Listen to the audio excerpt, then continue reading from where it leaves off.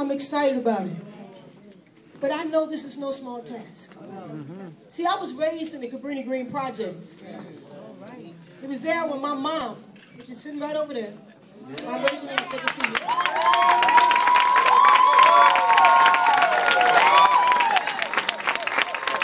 It was there my mom was a civil rights activist and my dad was a cab driver. My dad ended up being in a terrible car accident. So my mom was stuck there in Cabrini Green with 7 children and a 6th grade education and trying to figure out how she's going to bring her kids out of the projects. All right now. She was used to marching around schools and marching down the streets and demanding justice, but all of a sudden, all the weight fell on her shoulders.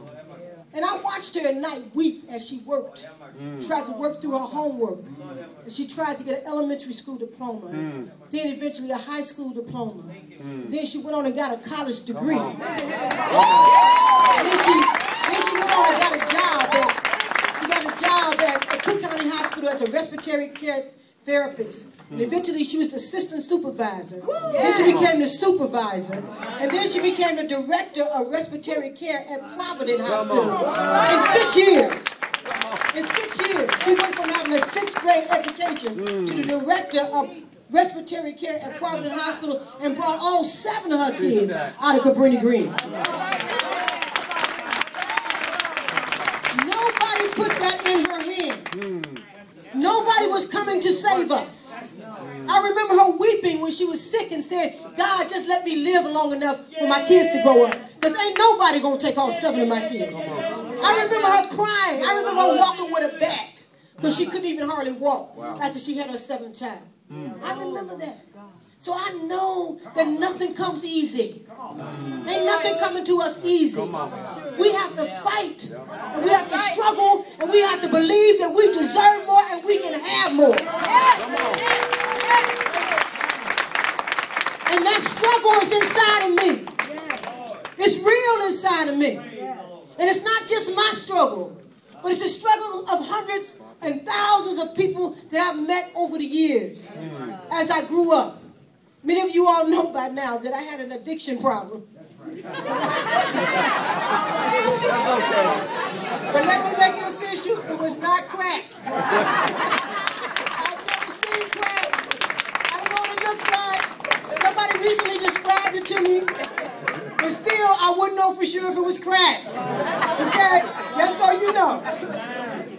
When my mom was at school in the daytime and working at night, the kids was running around doing their own thing. So we got involved with drugs and alcohol. And at 11 years old, I was already smoking. I was already drinking Wild Irish Rose and Ripple. And I was using marijuana. And my mom worked hard. She said, I got to get you out of these projects and save you. So she got us to the south side of Roseland where we was a beautiful neighborhood. Parks and grass and trees and, man, I mean, and more kids with more money that wasn't smoking marijuana but was using cocaine and heroin. So the people we ran into at that time, it wasn't about marijuana. It was about cocaine and heroin because the kids had more money.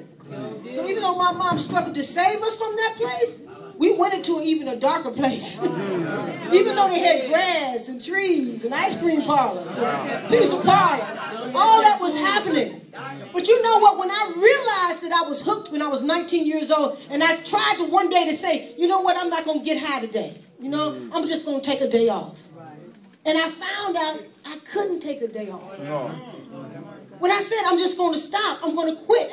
I spent too much money last night. I've gone too far. And I found out I couldn't quit. I couldn't stop. It didn't matter how much money I spent. I could not stop myself from doing what I did.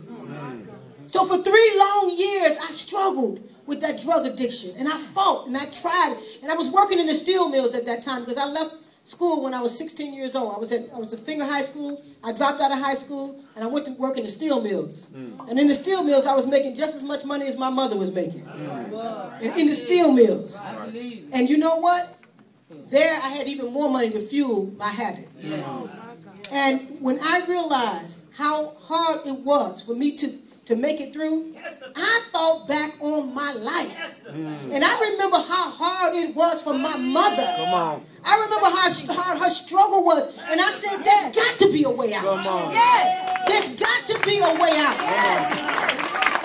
And so I went around to all my friends first and my mother, and I told everybody I'm hooked on drugs because people told me, you just go and tell somebody. You know, that's the first step. I went and told everybody. It didn't mean nothing. I was still hooked the next day. But one day I stumbled into church. I was 21 years old. Amen. I stumbled into a church in Inglewood. There was a pastor there. He asked, anybody want something from God? I was 21. I walked up to the front. I said, I'm a drug addict and I want to be free. He said, is it heroin?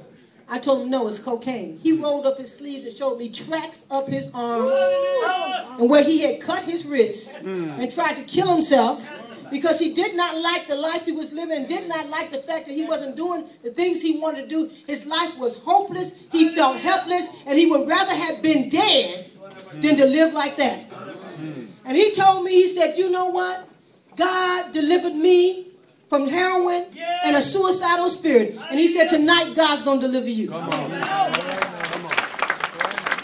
And that very day he prayed for me, and I had a transformative experience. I walked out of there no more needing drugs, no more needing alcohol, no more needing nicotine. I walked out of there free. And I was 21.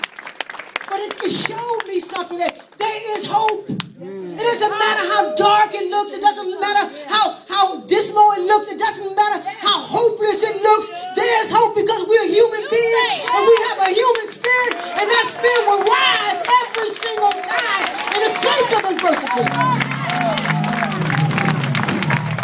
That's when I found out what was going on with ex-offenders and how that 55% of adult males had felony records. When I found out that over half of our kids were dropping out of school. When I found out that the police had no real respect for our people. And they said, you know what? They're hopeless. You know, it's nothing we can do for them. They're cycling in and out of prison, and there's no way out for them. But I said, the devil is a liar. Because, see, I've been there. I've done that. I've seen those places that I don't even want to tell people I saw. So I know that there's a way out from the darkest place. I know there's a way out from the lowest hell because I've been there. I know there's a way out from the jaws of death because I've been there. I looked down the barrel of a gun, and just got set free. I tell you, I broke out of the car and I ran, and it saved my life. The barrel of a gun to my head. And I just broke out of the car, and I ran up to a house, and I put my hand through a plate glass window and unlocked that door and got in. Because you know what? I wasn't dying like that. That wasn't my way to die. We got to say we are not dying like this. See, they think they already wrote our history. They think they've already written our future. They think they already have told a story about who we are and what we're going to be and how we're going to be in the future. But as I said that day to that, and that guy had that gun in my face, and I said, what do you want? He wouldn't tell me. He just kept hitting me with the gun. I said, what do you want? He just kept hitting me with the gun. And man, I looked out the corner of my eye, saw a car coming out. I opened that car door and ran out of there. Because I said, you know what, you crazy, and I can't give you what you want, so I got to go. I got to go. You got to know that our future is not written. They keep telling us Rahm Emanuel already won the race. No. I said, when was the election? Because I know I haven't voted yet. But they want to make us think. Oh, you know why he won. You saw Sister Hudson singing for him. She sang for him. So that means he won. All of the newspapers have endorsed him. That means he's won. But that man has never shown any concern or care for the middle class or poor people ever in his history.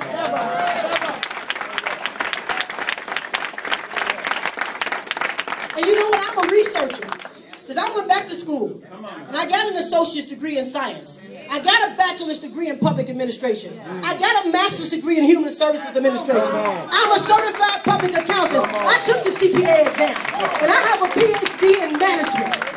So I am a researcher, and that man has not come up with one original thought yet.